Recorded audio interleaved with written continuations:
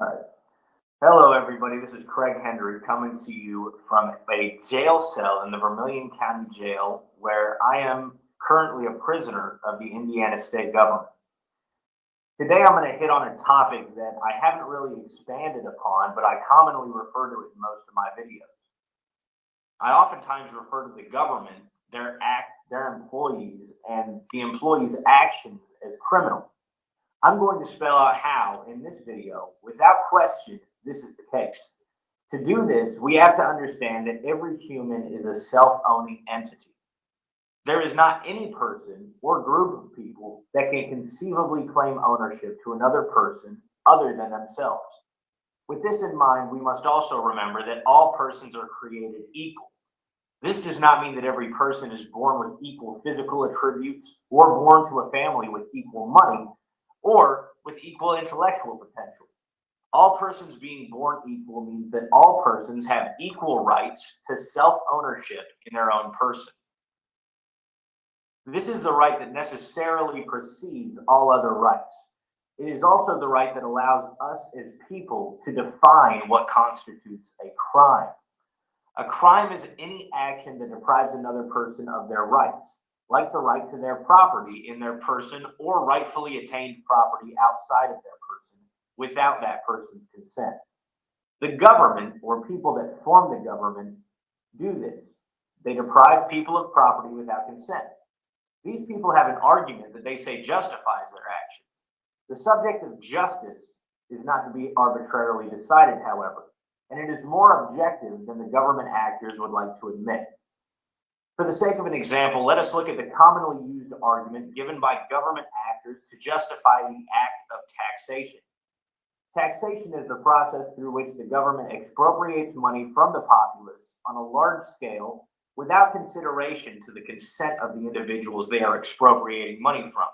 Government actors say that through the process of elections, they are delegated the right to expropriate money from the populace by the people who voted for them. This argument is flawed in many ways, but it's going to be important that it be refuted with the most glaringly obvious flaws. The biggest flaw being the idea that one set of people can delegate the right to control another group's money through taxation. While it is conceivable, and in fact common, that one person can delegate control of their own money to a third party by contract or consent, it is a legal impossibility to delegate control of someone else's money to a third party without the owning party's consent. For the simple reason that it is impossible to delegate a right or responsibility to somebody when you never had that right or responsibility yourself. To tie this logic in with taxation, it is a legal impossibility to delegate the right to another's money by a vote, or 1,000 votes, or 100 million votes, and on and on. Therefore, we arrive at the logical conclusion that since all men are created equal, with only the right to their own property, that taxation by government actors is simply a large-scale act of theft by government actors that perform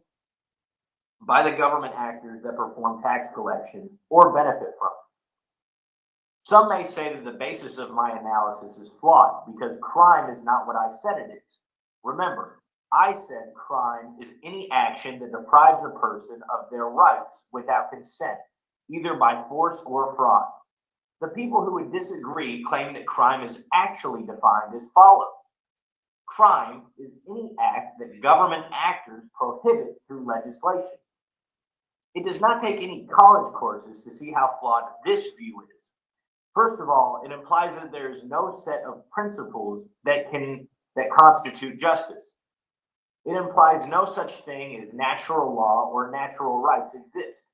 For example, under the latter definition of crime, murder, theft, vandalism, fraud, and slavery could be legal if only a piece of legislation would allow such acts to go unpunished.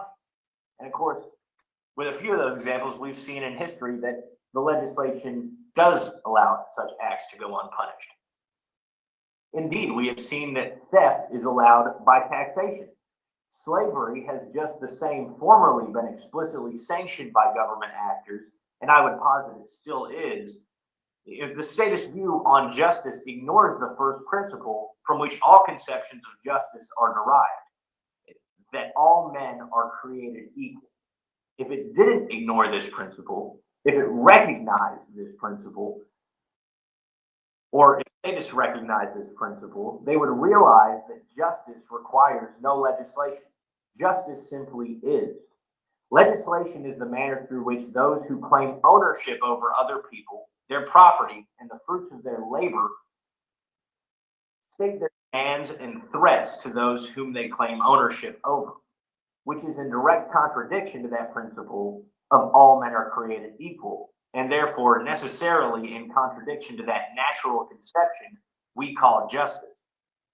To expound on natural rights, for those who are unfamiliar, we call self-ownership a natural right because it is the natural state of humans upon birth. No third party controls our movements, voice, or thoughts.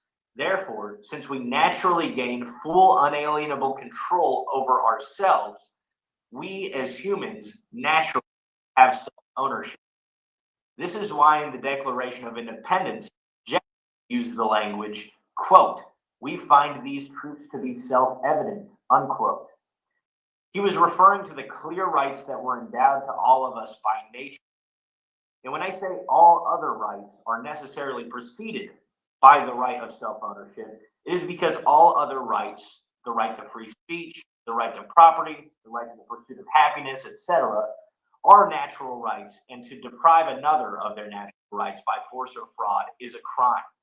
Even if it is not a legislative crime or a crime according to a legislature, it is a violation of natural law. The natural law is just as self-evident as are our natural rights. For rights are not rights unless a forcible or fraudulent deprivation of rights constitutes a wrong or a crime. This is not a new idea at all. Such great minds as Lysander Spooner, Murray Rothbard, Patrick Henry, and many more have recognized and expanded the world's understanding of natural law, or the science of justice. Though I would be pleased for the listener to be convinced by my just now, I would be more pleased should you vocally disagree. Voice your questions, concerns, or disagreement in the comments below, or feel free to write me in my jail cell. Debate is the vehicle through which we arrive at truth. I hope that everybody enjoyed this. If you do enjoy this kind of content, please leave me a comment below. And I hope that I've managed to defend my position that the government actors that enforce their will on the rest of the population are indeed criminals. So with that being said, I'll see you in the next video. Bye.